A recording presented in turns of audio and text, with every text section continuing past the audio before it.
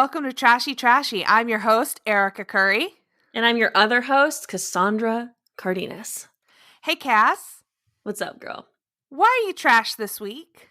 All right. Well, see, so last night I was driving home from a friend who is in my quarantine bubble. I've got a quarantine bubble. So I was at her apartment with her fiance. I was driving home and I passed by like all the old bars I used to go to back before COVID. And I got like kind of a longing feeling on the inside of like, oh, fuck, like it's almost 2 a.m. Like if this was real life, like people would be pouring on the streets right now, like ordering from food trucks, waiting for Ubers, like the whole thing. And I was like, oh, I just like missed it so much. And it made me think of a time. Again, I'm honestly I'm in between two stories, which makes me seem even trashier. But one time I was at that bar that I drove past and I met a gentleman who took quite a shine to me. And, like we danced together. This is not a bar that has dancing, but we danced together, made out in the bar, which I was like, that's weird. Not usually, I'm not against PDA. It just was like, ooh, this is bold of him and I like it. And then he told me, because I was like, would you like to come back to my apartment? And he said, yes, but I'm not coming for spiritual reasons right now. So, so I said, like in my brain, because I am a piece of trash, challenge accepted.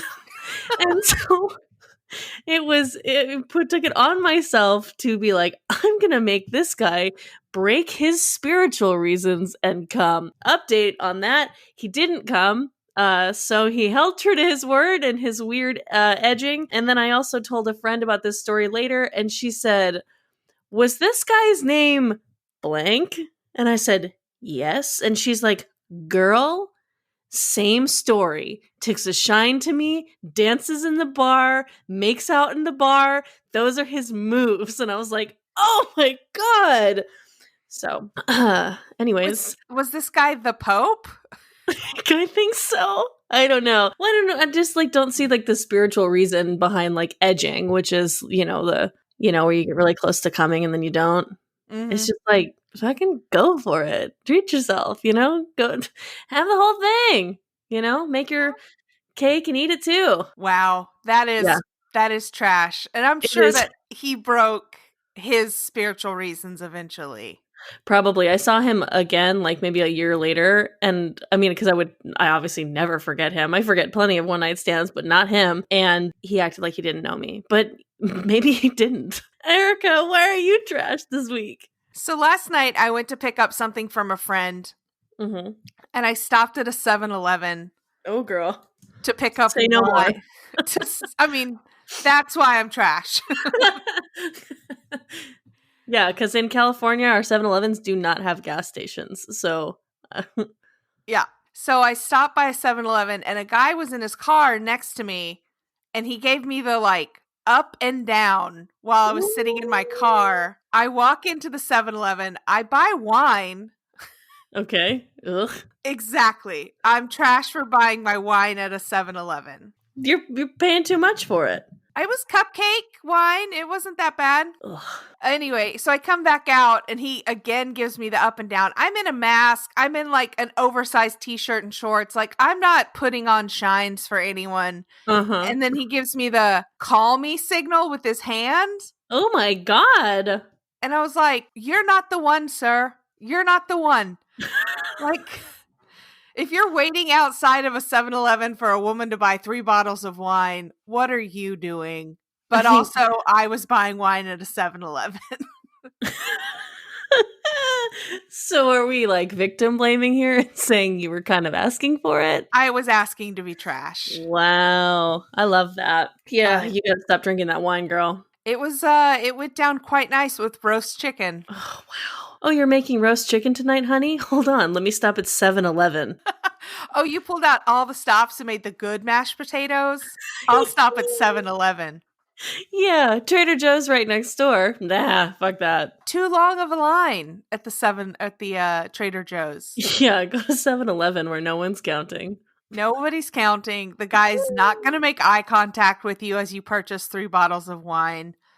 A red, You a have to, white, go and a behind the register to get wine, don't you? not at this particular one. Okay. A red, a white, and a rosé. I was a real class act. Wow, a trip around the world.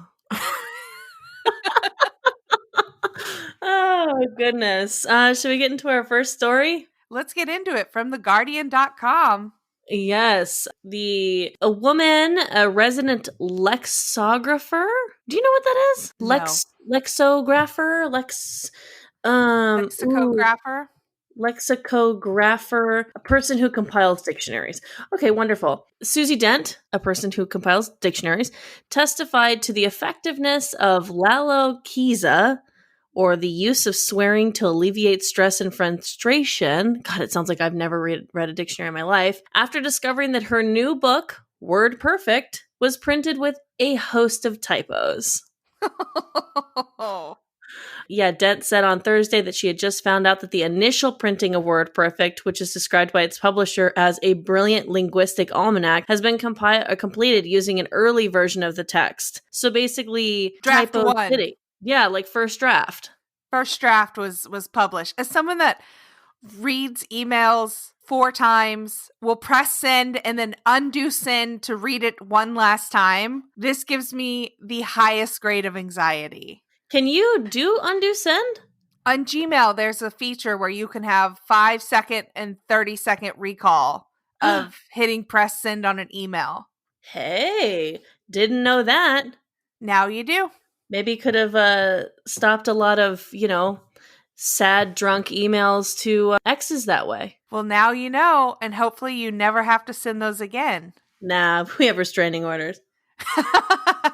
So her publisher, John Murray, apologized. He said, "We're really sorry. Due to a printing error, early copies of Word Perfect are not Word Perfect." The Susie Dent, she opened up her book and saw that there was something wrong in the acknowledgments and then had to close it because she felt sick. Can you imagine being dedicated to Word so much that a typo makes you physically ill?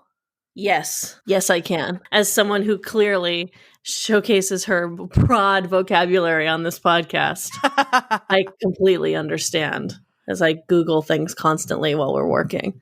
Yeah, bless her heart. That's all I have to say. Speaking of all you have to say, according to, you like that? It's a good segue. That's a good segue. Sorry.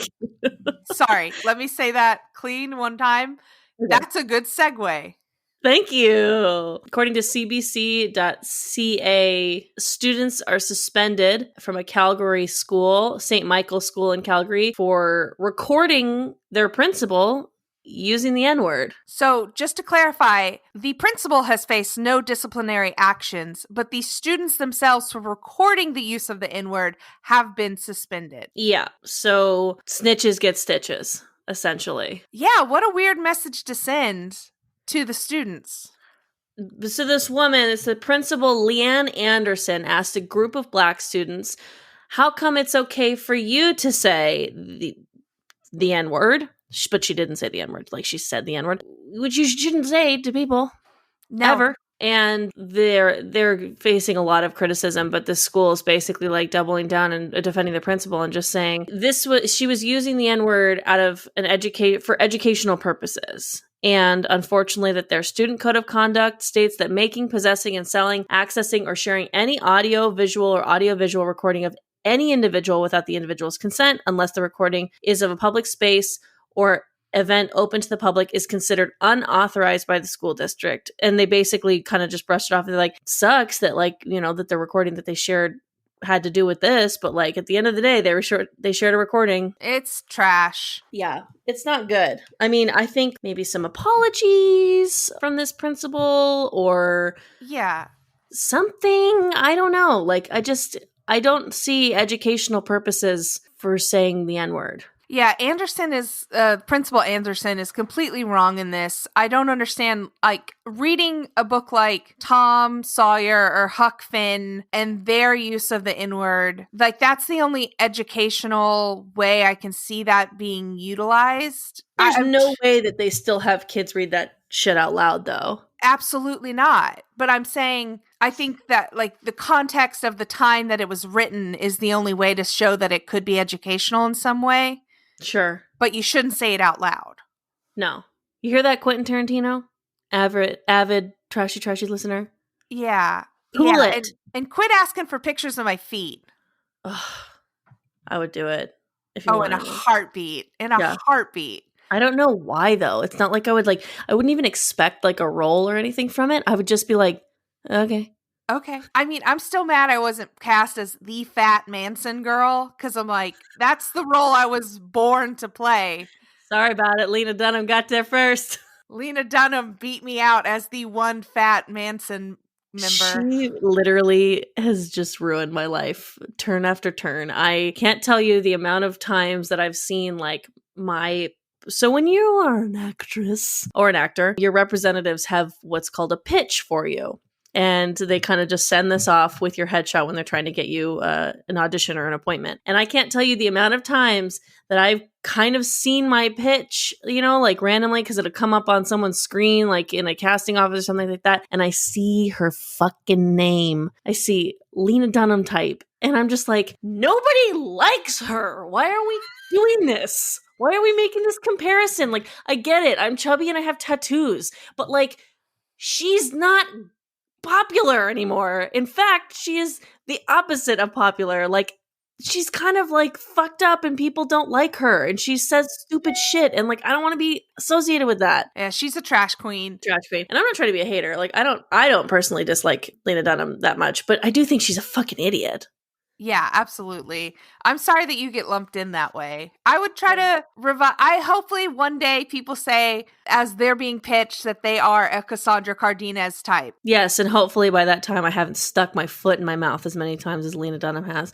I see I'm doing it like now. I'm getting it out of my system now and telling, stories about spiritual coming now so that, like when I hit the big time, people aren't like, what the fuck is wrong with this girl? Speaking of what the fuck is wrong with somebody, this is coming out of the Tulsa world. Coming out of your world. My world, Oklahoma. OKC jailers face cruelty charge after playing Baby Shark on loop, and that's being described as inhuman. Baby shark, do do do do do. Baby shark, do do do do do do. Baby shark. Okay. I had to get it out of my system. When I was first reading this, I was like, I wonder what they're doing. Like, like if we were like newscasters in Oklahoma. So like, you just like reading off teleprompter, baby shark, do, don't today.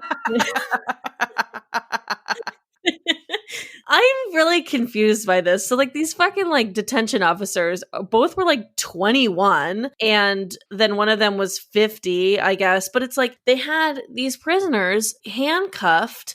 4 of them or something. It was like, 4 inmates handcuffed and secured to the wall. And then they just had to listen to Baby Shark over and over again. It's like, what the fuck? Like this, they're already in jail. Are we trying to like pull government secrets from them? Like, why are we torturing them? Yeah, this is some Gitmo stuff. I was 100% shocked. But then again, when I saw the ages of the people, like I said, there were 2 21-year-olds that were charged and 1 50-year-old. And I know that it was the 50-year-old's idea. Ooh, really? In my heart of hearts. The Christopher Raymond Hendershot is the 50-year-old. You think that he told those 2 21-year-old boys, hey, y'all want to have some fun and torture some people? 100%. That's the thing. Because my young, dumb wife and our awful kid listen to this all the time, and I think that's torture. And I want to take out my problems at home out on prisoners. Because I'm sick in the head. And then the 21-year-old guys are like, yeah, we're 21-year-old guys. We don't do anything, right? Yeah, we're full of piss and vinegar. We'll do it. District Attorney David Prater charged them with misdemeanor counts of cruelty to a prisoner and conspiracy. Good. Well, yeah, good. If you have to be in jail, may you never have to hear Baby Shark again. Isn't that the benefit of being in jail, if there is any? That was somebody's escape. He broke into a convenience store, robbed them with a pencil, and then said, thank God, I'll never have to hear Baby Shark again. And then, whoop, swooped in There it is. There it is. Oh my goodness. This story is straight trash. I'm sorry, Oklahoma. Do better. Do better, Oklahoma. I've never been, but do better. Speaking of do better, resident banana sandwich singer Lana Del Rey is in the news. According to FoxLA.com, she was wearing a mesh-like mask at a book signing. She took a photo on Instagram and said, "I can't wait to see you guys," Del Rey said while wearing a sparkly mesh mask. And it was viewed 2.1 million times on Tuesday afternoon.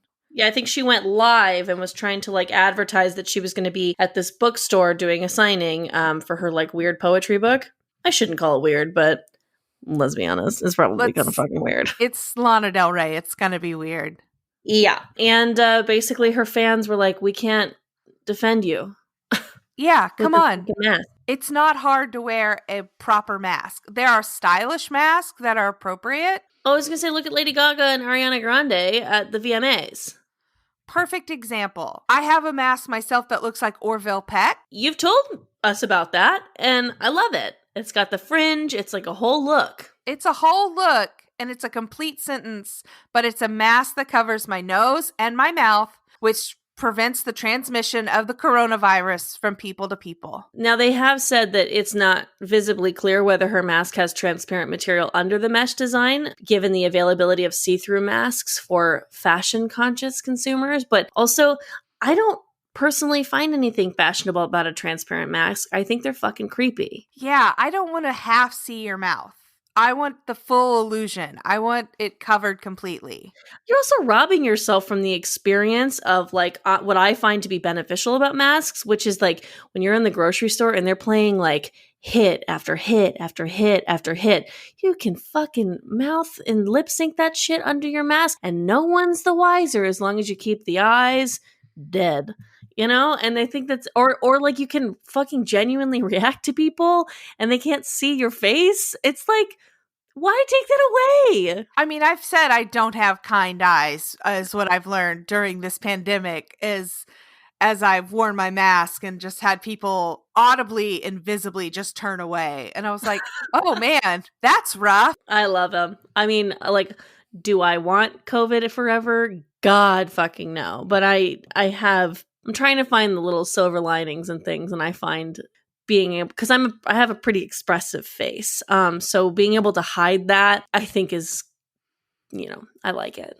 Yeah, I hope masks stick around, like other cultures that use them when they have colds to just keep it inside, to keep it. I mean, I don't see any problem, and maybe this is, all of this will keep a little bit of mask culture once it's over. I've heard a lot of people say that they're just going to keep wearing masks even when it's done. And I don't believe them, but I do think, yes, when there's colds and stuff. Here's something crazy. I got sick last year and I went and got masks for myself because I was like, I'm just fucking really sick and I don't want to get other people sick. And this is embarrassing. I wore the masks for like a day. I even have like a picture of myself like on Instagram being like, LOL, under oath vibes because of the mask. And then I was like, I don't want to wear this. It's hard to breathe.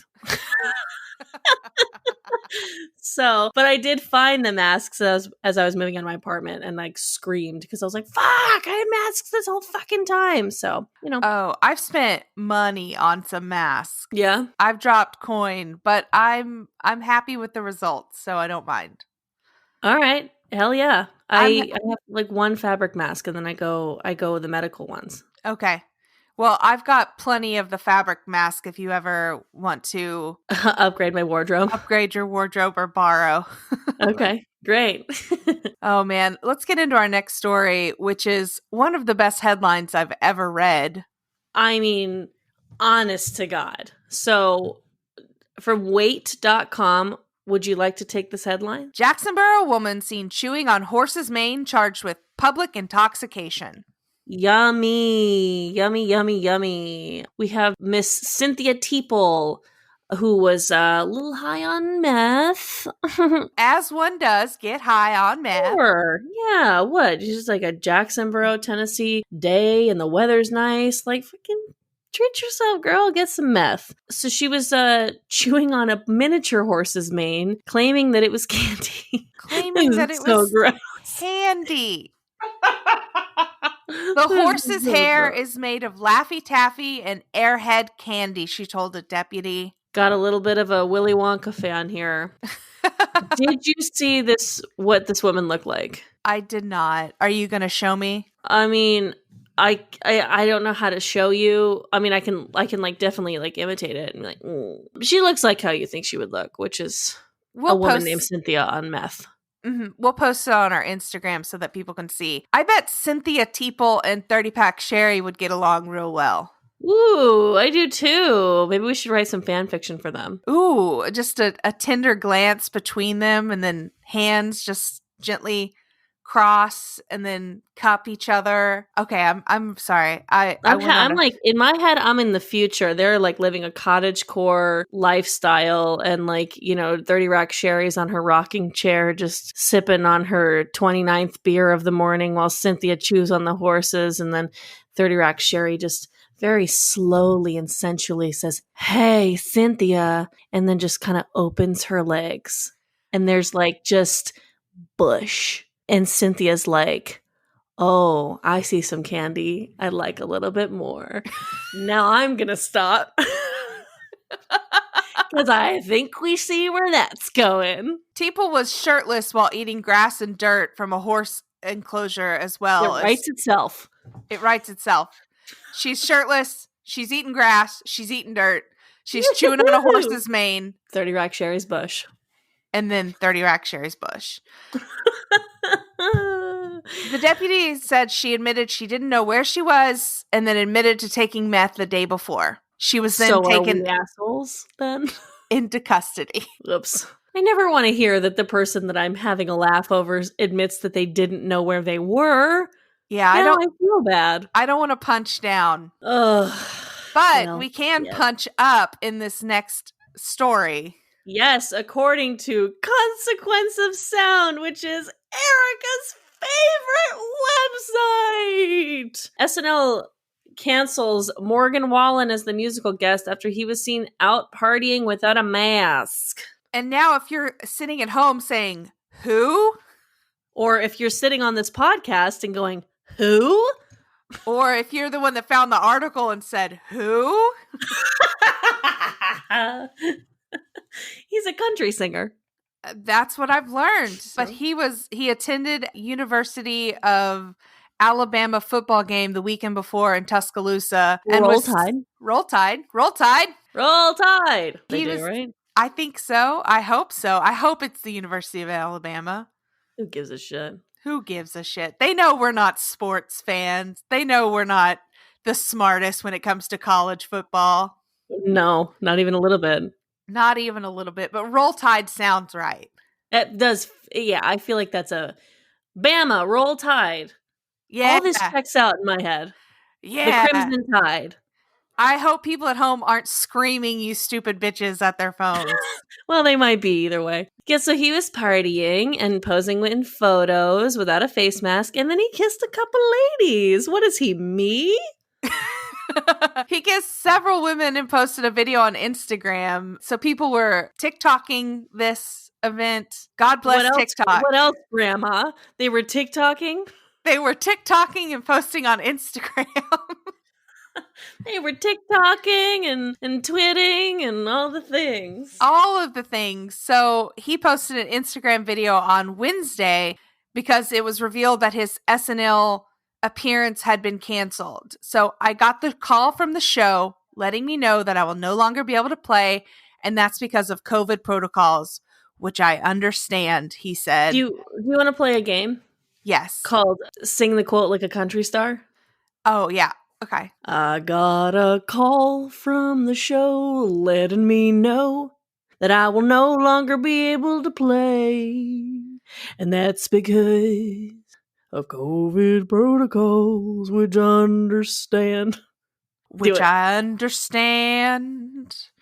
I got the call from the show letting me know that I'll no longer be able to play. And that's because COVID protocols. There it is. I fucking love that. I I feel don't. like Now they're screaming at their phone. You stupid bitches! I don't care. That's my favorite thing we've ever done. He was replaced by Jack White, just by the way. which is great because I love me some Jack White. He is our eccentric music Willy Wonka, and I love it. I'm into it. According to FT.com, Which is the Financial Times. okay, good. I was like, what the fuck is this? And how much did you pay for this article? I paid $1 for a week subscription to the Financial Times. So, for those who want a little bit of a inside scoop on Trashy Podcast, we'll show the articles to each other, but there's a lot of copying and pasting that goes on, just to have everything in the same place. And you have removed it, but I was laughing because I was looking through everything you copied and pasted, and under every bullet point, it said, please don't plagiarize this site, and all this kind of legal shit. And I'm like, but you just deleted it rather than acknowledging it. You're like, bye. Bye. Can't see you. Speaking of Financial Times, you can support this podcast Ooh. by clicking on the link at the bottom of the show notes that says support this podcast financially and contribute to help us buy more news stories and to help us upgrade better equipment and hosting. Again, at the bottom of the show notes, there'll be a support this podcast button. So please, if you have it in your heart, click that button. We promise we won't spend it on cupcake 7-Eleven wine. Promise. And we won't spend it on meth. No, of course not. We promise we will never spend it on meth. We will not use your money for meth. We won't gamble your money away. No, but you know who will? Cardinal Bushi. Cardinal Bushi. I think that is the way to say it. So I didn't know when I was looking through the story. I had no idea. It turns out that the Vatican plays in the stock market. So the richest, are they the richest country in the world per area? Is the Vatican a country? Yes, Vatican is its own country. Oh, can I be honest? Yeah. Country kind of fucking sucks. Have you been to the Vatican? Yeah, I went to the Vatican this year. Before all the COVID stuff happened, I was in London, Rome, I guess the Vatican, and then Paris. I went to 4 countries. And the Vatican is just fine. It's just fine. I've been to the Vatican. It was beautiful. You're not supposed to take a picture of the Sistine Chapel. Right. You're not supposed to, but I did anyway. I held my camera in my purse and then pointed up at the ceiling and snapped a photo. And how's the picture? It was great. I feel really like that picture would just be the underside of my boobs. Yes.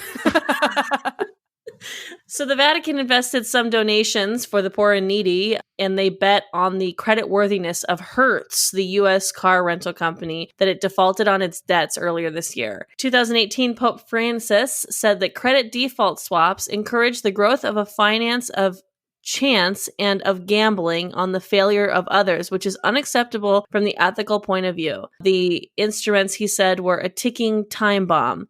But it turns out that 3 years earlier, about 528 million euro from the Vatican portfolio, derived from donations, bought structured notes containing CDS as part of a bet that Hertz would not default on its debts by April 2020.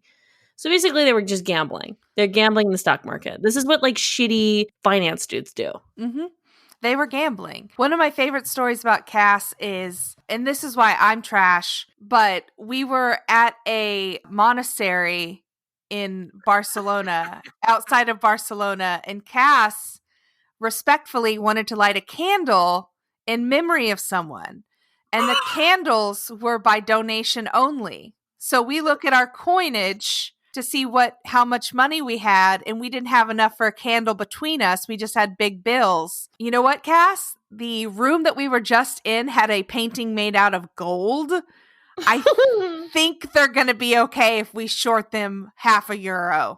Yep. Yeah. No, you did. You encouraged me to steal a candle from the Catholic Church to light in memory of my Catholic grandfather, who probably was like, what the fuck? You stole the candle. You stole the candle. I'm sorry. I did another one for him that I paid full price for at the Vatican. So, Good. Whatever. You know what's funny is that when you brought up that story, I thought that I didn't remember the candle part. I thought you were just going to jump to the part that the second that we got there, I vomited. I forgot that part.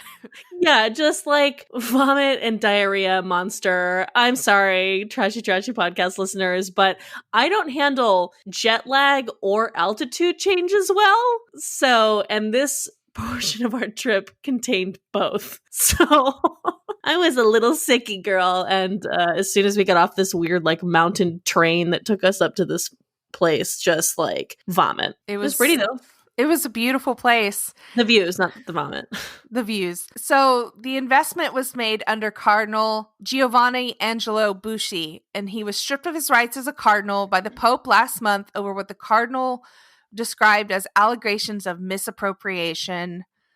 And so there's no evidence that Pope Francis himself was aware of the investments in the CDS-linked notes, which were held directly through a secretariat account in Switzerland and made by a third-party consultant on its behalf. This is just some shady shit. Dirty, dirty, dirty money. Shame on you, Catholic Church. This is money that was supposed to go to the poor, to the needy, and I'm sure that it went there, but it was based on gambling. I mean, Jesus himself came into the temple and ran the money lenders out. I don't remember that story. Oh, it's like the most punk rock Jesus there was. He there were money lenders in the temple and Jesus said, "Get the fuck out." No. Oh. And it's part, it led up to why the state didn't want him around anymore. But he said, not in the temple. Get out. Wow. Yeah. Thanks, Jesus. Thanks, Jesus. He flipped tables like a real housewife. No way. For real. Nowhere in the Bible does he say that he flipped the table. You know what? You would know better than me. I've never read the Bible. I don't know if he flipped the table, but he said, "Get out." I mean, people are allowed to interpret the Bible however they want to. I think that there's plenty of examples of that. So if he flipped the tables for you, then he flipped the tables. In my mind, he flipped the tables like Teresa from The Real Housewives of New Jersey, season 1. Yeah. Episode 7. Finale episode when she flipped the table at Danielle Staub. But I always wanted to do it, to flip a table. Oh my God, have I, since that moment, I mean, to me, that's like one of the most iconic moments in Real Housewives history and in cultural history. Her flipping the table cemented the franchise of The Real Housewives as like a cultural thing to me. Wow. And I was like, man, one day I hope I get pissed off enough to flip a table. Yeah, I just I don't get angry like that. But I'm not saying I'm not capable of it. I think everybody has a little table flip in them. Yeah, like whatever makes you so angry that you're capable of destruction. Don't think about it now, listener. Don't think about it now. But, maybe. But just know that somewhere in you have it in you. Yeah. We believe in you. I believe that you have a little table flip in you. Speaking of flipping the tables. Woo! I like that one. According to the New York Post, Brad Parscale, Trump's former campaign manager, well, he's in police custody now. Mm-hmm. Or last month, I should say. He admitted, he was drunk and he was armed. And they thought that he was beating his wife. I'm just recapping why he got arrested, but that's not what's important about the story. What's important about the story is that while the police were, arresting him, he broke down in tears and admitted that his wife isn't sleeping with him. I just couldn't accept that she isn't having sex with me, Parscale said as he sobbed to a female police officer after his September 27th meltdown at his Fort Lauderdale home. I couldn't accept it. Not in months. I couldn't accept it. I just kept asking her, the 44-year-old said. Ladies, that's one way to get your man to not vote for Trump is withhold sex. Oh, interesting. She's like, I don't want to fuck you anymore. You were literally Trump's former campaign manager. He now is accusing her of basically, he thinks that she's doing some super baller, Gone Girl type shit of saying, he beats me, and then getting him arrested, and then taking all of his money while he is getting evaluated and detained. That's what he thinks is happening. Which is bonkers. No, I think it's a logical conclusion to step two once, your wife doesn't want to have sex with you. Be like, okay, well, she's not fucking me. That must mean she wants to get me detained and take all my money. I will not look inward. I will only assume the worst.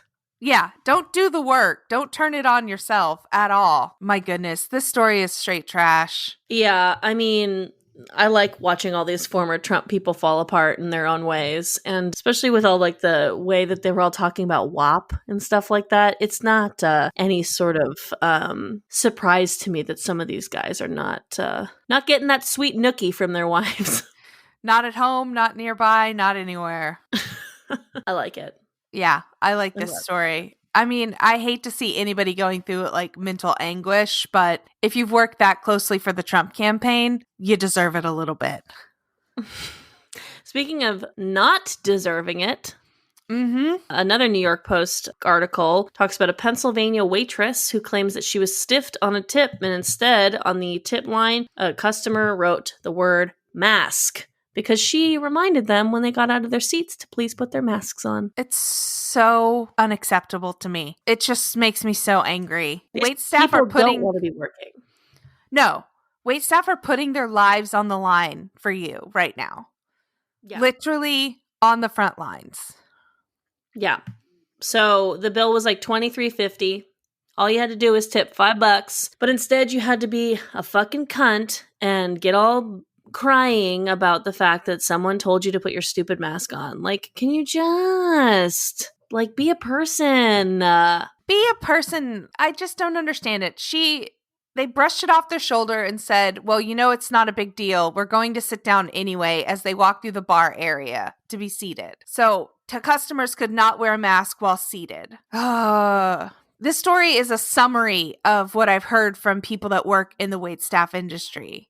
Yeah, I'm hearing even in LA, my friends who are like back to work in restaurants are just kind of like shocked at the amount that they have to police people in just wearing their masks when they get up. It's like, are you not grossed out? Because that's how I feel when I've gone maybe one outdoor dining experience, and I wanted nothing more than have my mask on. When I wanted to have my mask on and fucking put a straw through it to drink, because I was like, there are people here and I don't want to get COVID. So it's just kind of nuts to me that I haven't had any in-restaurant outdoor dining experiences. I did go to a socially distanced picnic, right, where there was food around. If you weren't directly in front of the food, I just can't. I just can't with these maskless people. It just drives me insane. They're too much. But you know what? The president tells us that we have nothing to be afraid of. Can you tell that I was reading the New York Post? Yeah, no kidding, because our third, this isn't our third story. Yeah, I can, because our next story is also, again, thrice from the New York Post. I'm not trying to tease you, listeners, but I really, really like this story. It is what I would describe as titillating. Ooh. A priest was arrested for having a threesome with corset-wearing dominatrixes on a church altar. Have mercy on us, oh Lord. So it looks like, where was this? In Louisiana. Oh boy. Oh, Louisiana, you've done it again. A Louisiana priest was arrested for allegedly filming himself having sex with two dominatrixes on the altar of his Catholic church. Now, allegedly filming himself?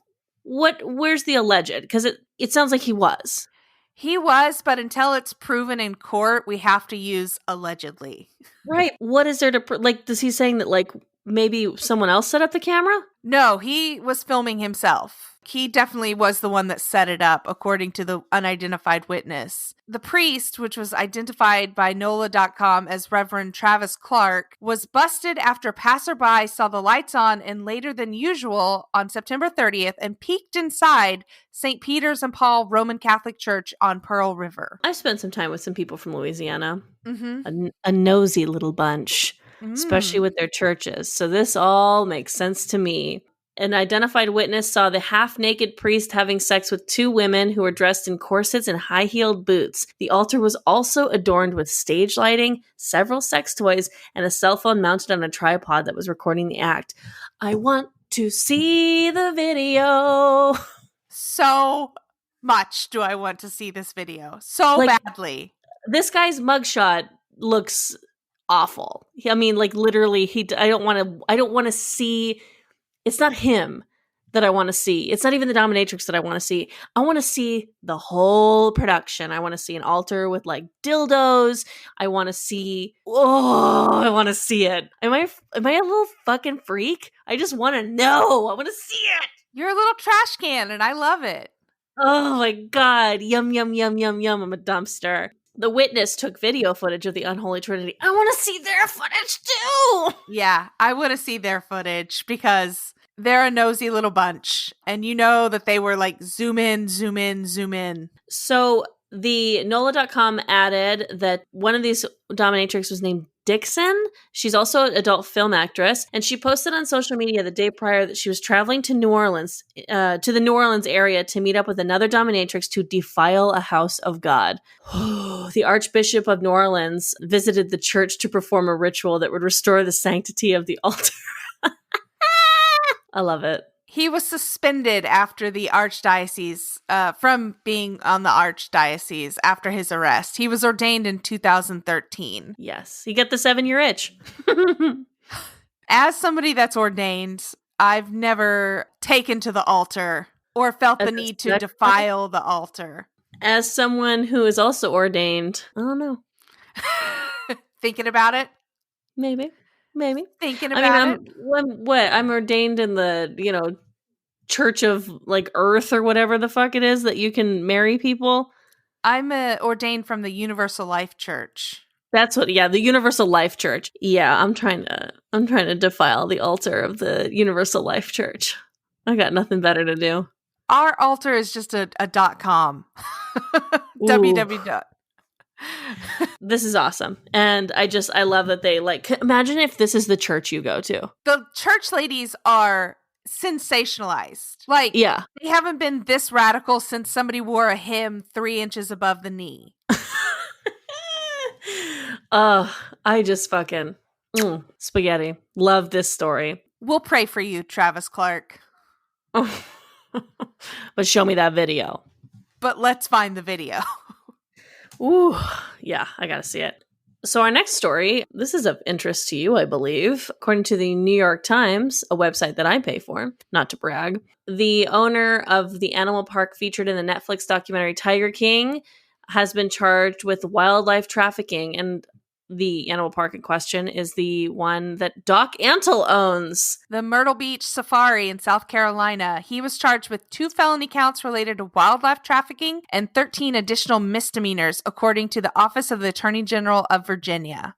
Now, if you are an avid trashy listener, which I hope that you all are, otherwise, if you're a new listener, hi. Thank you so much for being here. Thank you. Oh my God. You'll know that on another episode, Erica was feeling a little bitterness that she was never asked to be a part of Doc Antle's tiger sex cult. I still have a little angst in my heart about it. I don't like that one bit. Yeah, so Mr. Antle says, I categorically deny any act or conduct that could ever be considered as animal cruelty. I've spent my entire professional life promoting the welfare and conservation of big cats and other species. Okay, cool. That's great, guy. But also, you should be charged with human cruelty. You have a sex cult, but I guess, wildlife trafficking is good enough. I mean, it's the way you take down the mob is by, did they pay their taxes appropriately? I understand. Yeah, that's the way you got to attack it, is systematically. Yeah, when I was watching the Tiger King, I kind of thought to myself, where's this guy's documentary? Because Doc Antle seems like a bigger problem. Mm-hmm. Although the Tiger King himself was also a pretty big problem. What's that guy's name again? The Tiger King? Yeah. I may never financially recover from this. Does it help you to do an impersonation of him in order to remember his name? Yes. Why the fuck can't we remember this? This is like a cultural This is like part 3 of people yelling at their phones. You stupid bitches! I'm not gonna fucking Google this shit. I need to know it. Ooh, what is it? I'm gonna scream. It's not Kenny. It's No. the magic God. of podcast editing will make this go away. Well, I don't want it to go away, but you can definitely tighten it up. What is his name? Don? Don't you No. No. That's Carol Baskin's husband's name. That stupid bitch. Hi, I'm and I'm the Tiger King. He was running for governor of Oklahoma. I feel like my brain is hemorrhaging right now. Okay, just Google it. We're gonna scream. Oh, it feels like it's right there. This feels like edging to me. Joe Exotic. Oh my god! Joe Exotic. We'll clean What this the up. fuck? Oh my god. What a fucking crazy, weird moment that we just had. I couldn't for the life of me think of it. I swear to God, it was gone. Joseph It was just- Maldonado. Ugh. I have chills right now, Erica, and I feel like I'm sweating from my armpits. Like it's happening right now. Like just moist everywhere because of that. Yeah, that was the biggest brain fart I've ever had. Holy shit. That was I feel relieved. But yet unsatisfied. No, because we couldn't get there ourselves. I'm so sorry. Antle's Tiger Mill has been a source of immense cruelty to hundreds of tigers and must be shut down, said Kitty Block, the president and chief executive of the Humane Society of the United States. We know firsthand about his treatment of the animals. Do you think Kitty Block is short for Catherine Block? But she's like, I'm the president and chief of the Humane Society of the United States. I'm going to go by Kitty. I'm gonna go by Kitty. Yeah. Or she's like, my name's Joanne, but actually, I'm going to go by Kitty. You can call me Kitty. That's like an old money name. Kitty? Mm-hmm. See, when I hear the name Kitty, I'm thinking about those dominatrixes in that church again. Oh man, I can't believe you showed me that story. I'm never gonna let it go. I'm never gonna be over this. Ugh. No. And now a quick word from one of our friends' podcasts. Remember crying when Optimus Prime died? Or the days when every series had a ham-fisted anti-drug episode. Or when you wrote fan fiction about how the Animaniacs were so hot in that water tower, so they took off all their clothes and they started... No, different podcast. This one is Knowing is Half the Podcast, a show devoted to the best and worst animated memories of your childhood. Every week we recap a cartoon from the past to see if they're as good as you remember. They're not. What are you talking about? They're great! You're both wrong. None of them get good until they're in a water tower. No. And knowing is half the podcast. Are you ready? Am I ready? Because we've got coming up the dumpster fire of the week. Rah, rah. Help me! I'm burning alive in trash. Blah, blah. Kind of went for like a count vibe almost at the end. There. I felt it. It felt very Halloween, very spooky. I liked it. Blah, I'm in a trash can. Okay. According to the New York Times, again, not to brag, guys, but I do pay for the Times. 6 men were arrested and accused of plotting with a militia group to kidnap Governor Gretchen Whitmer of Michigan. And actually, update to this story because I think that they've now said that there's 10 guys who have been arrested. Oh, wow. And, you know, if there's one thing that Trashy Podcast values, it's journalism and getting it right. Accuracy of the news. Yeah, we're not fucking fake news here. The men who the FBI said espoused anti-government views had been talking about Miss Whitmer and taking her hostage until at least since the summer. She's a Democratic governor, so they had surveilled her vacation home in August and September, and they indicated that they wanted to take her hostage before the presidential election in November. Now, do you have some familiarity with this Governor Gretchen Whitmer of Michigan? I'm not familiar with any of her works. So, again, I'm not trying to be this guy, but I do listen to The Daily every day, which is a New York Times podcast. And I literally want Michael Barbaro to kiss me someday. Oh, my God. What 10 out of 10 podcast crush. Absolutely. Michael Barbaro. Yeah. When he listens to stories and he's like, I was like, I can feel his like little interested moans, like literally in my mons. Like, ooh.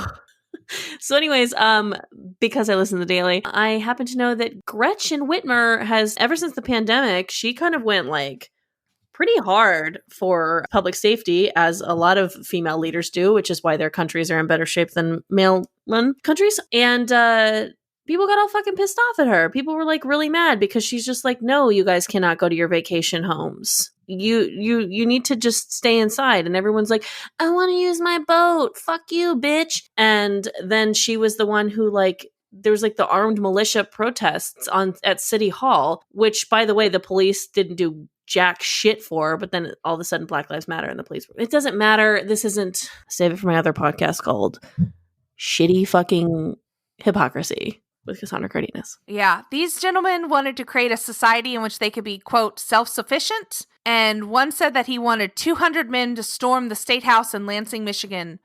Over the summer, the men gathered firearms, did training and combat drills, and tried to make explosives. And in July, one of the men said the group should take Miss Whitmer hostage and move her to a secure location in Wisconsin for a trial. Well, yeah. What the fuck is a quote-unquote trial in a secure location by some self-sufficient militia man group? Like, that sounds like getting burnt at the stake, don't you think? Yeah, absolutely. It's a modern day witch hunt. The FBI said it had learned so much about the group by intercepting encrypted messages and because it had undercover agents and confidential informants working with the group.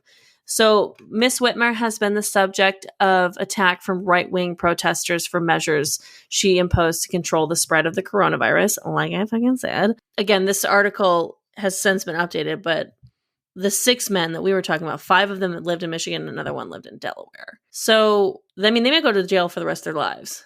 Yeah, this conspiracy to kidnap can carry a life sentence. I mean, I have a lot of opinions about this, but they're not very funny.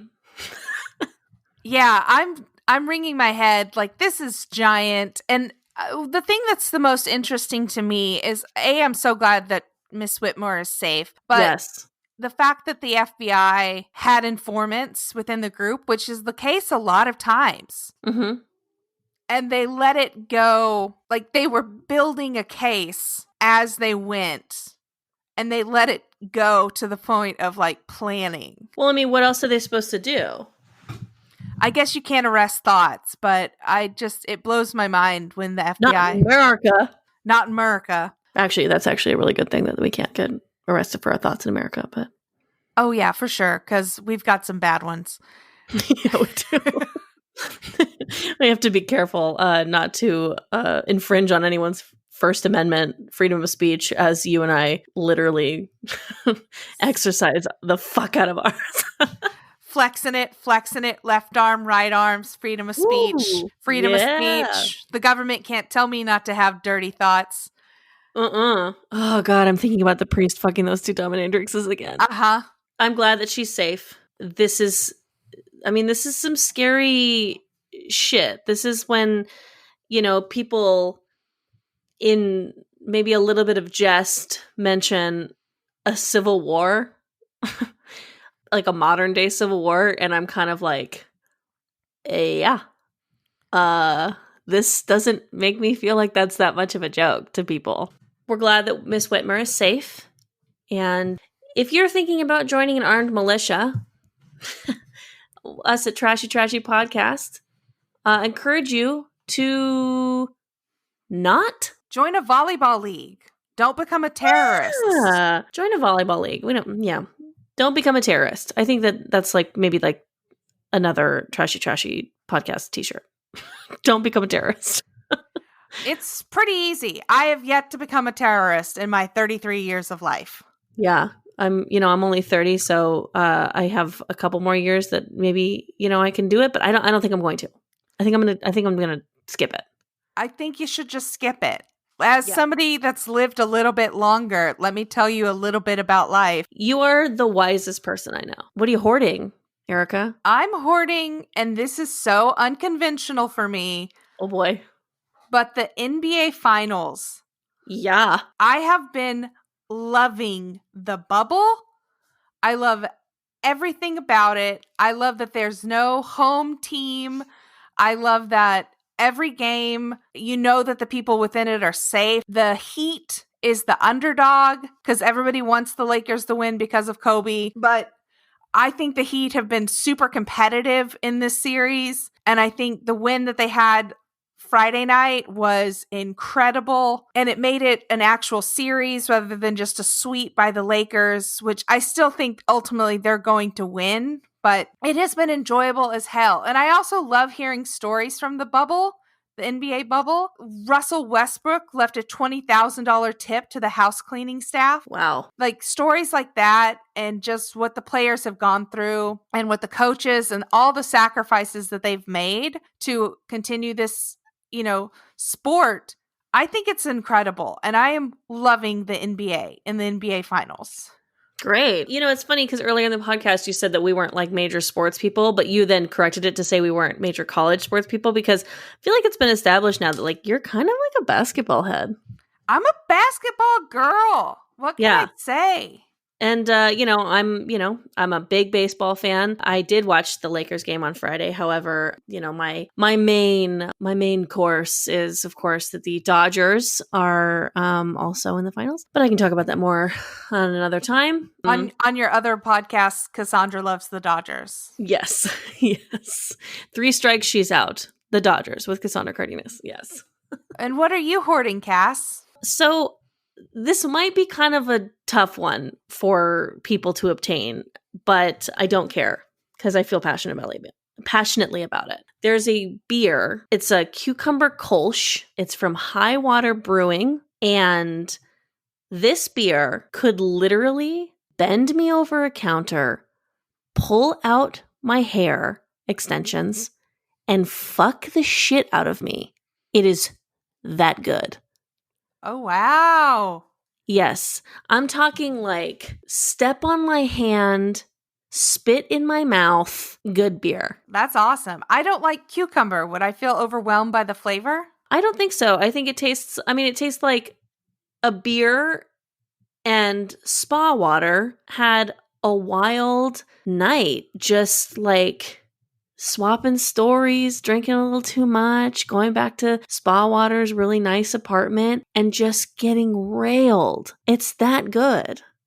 It sounds magical. Where do you get this from? I get it at Sunset Beer, which is in Echo Park. I don't know where else to get it. I'm sure that there are other places, though. I mean, if you live, obviously LA is a big craft beer place, or, the craft beers are pretty big in cities right now. So wherever you're listening, I hope that you can get your hands on this and feel the sensation of having a beer just really, really, fuck you like a priest and 2 dominatrixes on an altar. Hear about this. How about a contest, I say? We're looking to get to 50 reviews by the end of October.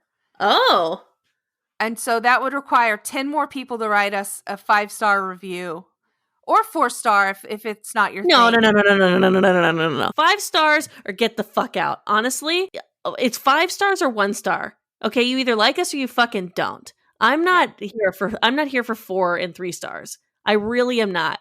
Commit. And I know our trashy listeners, those are 5-star listeners. Those are 5-star listeners. If you write us a 5-star review, I will personally mail you out. We will pick one winner and I will mail you out this beer. Ooh, one winner of after we get to 50. Yes. Cool. So basically like you have like a 1 in a 10 chance. Yeah, that's pretty good odds. Yeah, it is. I like that. Okay, cool. I'll have to obtain some and not drink it when it whispers in my ear and I go, no, not right now. Cass, Please. Oh, God, I just got off of work and I said I wasn't going to drink tonight, but oh, God. Drink me. Fucking fine. Why can't I quit you? Oh, my goodness. Cass, where can the people find you online? You can find me at Cass Cardenas on Twitter and Instagram. You can also find me every Tuesday night live on the Smodcast Radio Network on the Nooner Podcast. Nooner Podcast also available on iTunes and wherever you get podcasts. There's an episode, I believe that the title is called Senator Mitch McConnell or something like that, and Erica is on that episode. So if you want to get both of us in one, do that. It's a twofer. Where can people find you, Erica?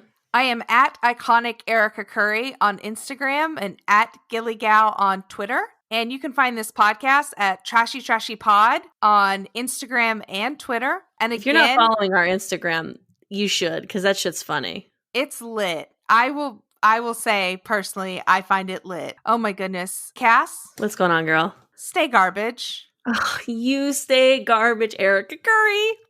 Bye. Bye.